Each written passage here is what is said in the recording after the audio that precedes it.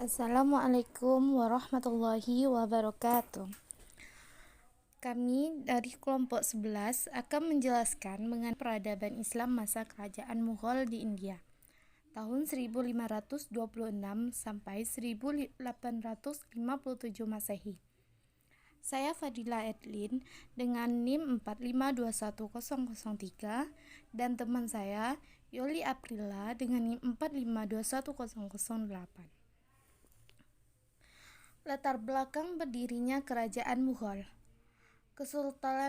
Kesultanan Mughal adalah kerajaan Islam yang pernah berkuasa di India dari abad ke-16 hingga abad ke-19.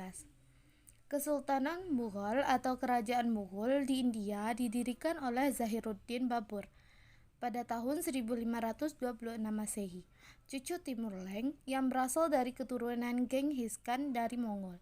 Ayahnya bernama Farghana, sedangkan ibunya keturunan Genghis Khan. Sepeninggal ayahnya, ia menggantikannya sebagai penguasa Farghana pada usia 11 tahun. Ia berhasil menaklukkan Samarkand, kota terpenting di Asia Tenggara tahun 1494 Masehi. Kemudian menaklukkan Kabul, ibu kota Afghanistan, tahun 1501 Masehi.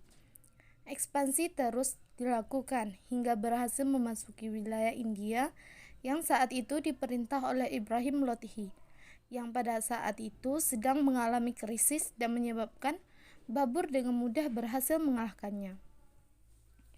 Dalam upaya menguasai wilayah India, Babur berhasil menaklukkan Punjab pada tahun 1525 Masehi.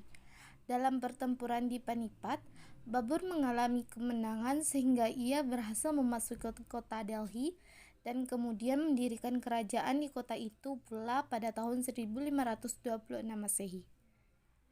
Khalifah yang membawa daulah ke puncak kejayaan adalah Jalaluddin Akbar yang memerintah antara 1556 sampai 1605 Masehi.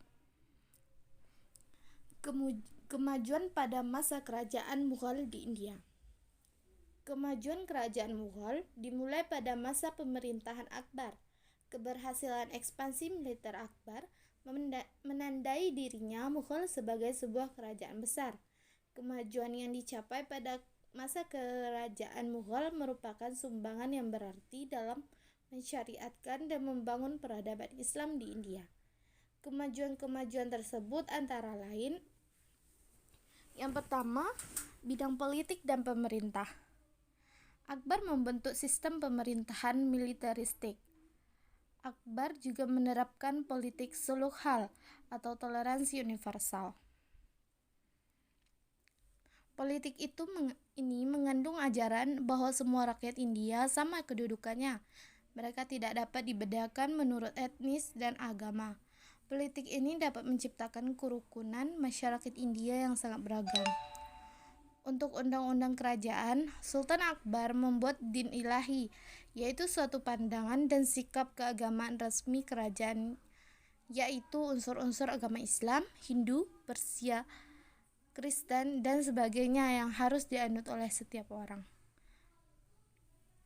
Pada masa pemerintahan Aurangzeb, telah terdapat jalinan kerjasama dengan negara-negara Islam di luar India.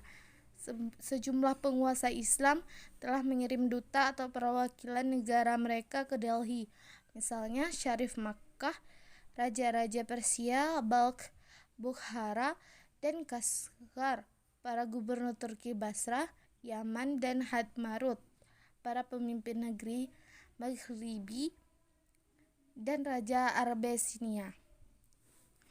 Yang kedua, bidang ekonomi dan perdagangan. Untuk mengelola ekonomi pertanian, pemerintah juga mengatur tentang organisasi pertanian. Setiap perkampungan petani dikepalai oleh seorang pejabat lokal yang dinamakan Muqaddam, yang mana kedudukannya dapat diwariskan. Dia mempunyai tanggung jawab menyertakan penghasilan untuk menghindari tindakan kejahatan. Kaum petani dilindungi hak kepemilikan tanah dan pewarisan, tetapi jika tidak loyal, maka pejabat lokal berhak menyitanya. Di samping pertanian, pemerintah juga memajukan industri tenun.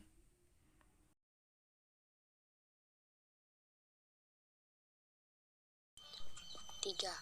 Bidang pendidikan dan iptek. Dalam bidang pendidikan, Akbar membangun bangunan khusus untuk tempat pengajian ilmu.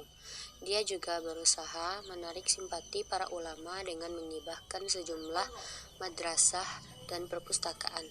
4. Bidang seni dan budaya. Seni budaya dan arsitektur puncaknya terjadi pada masa Sultan Shah Jahan yang ditandai dengan berbagai karya budaya fisik seperti arsitektur monumental Taj Mahal.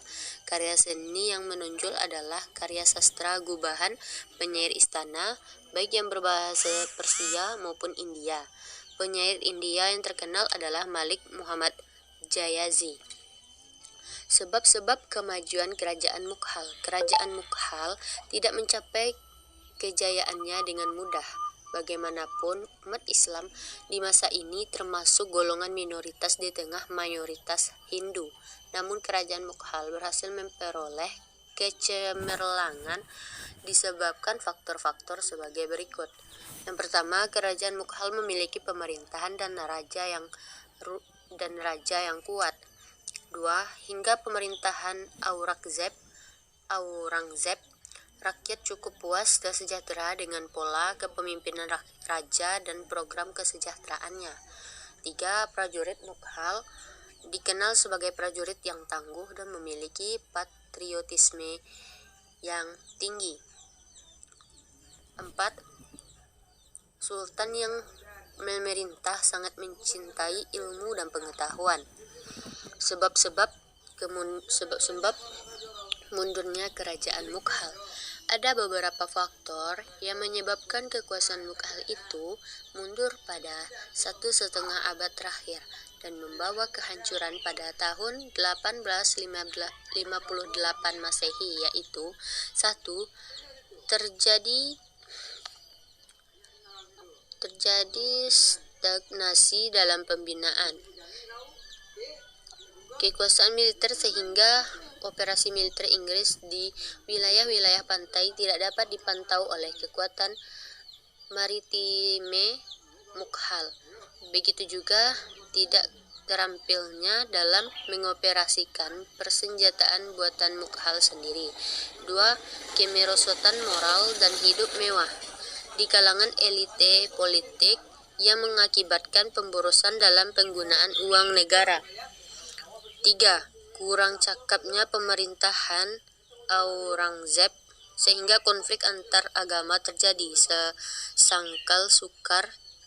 Sangat sukar diatasi oleh sultan-sultan sesudahnya. 4. Semua sultan pewaris tahta kerajaan pada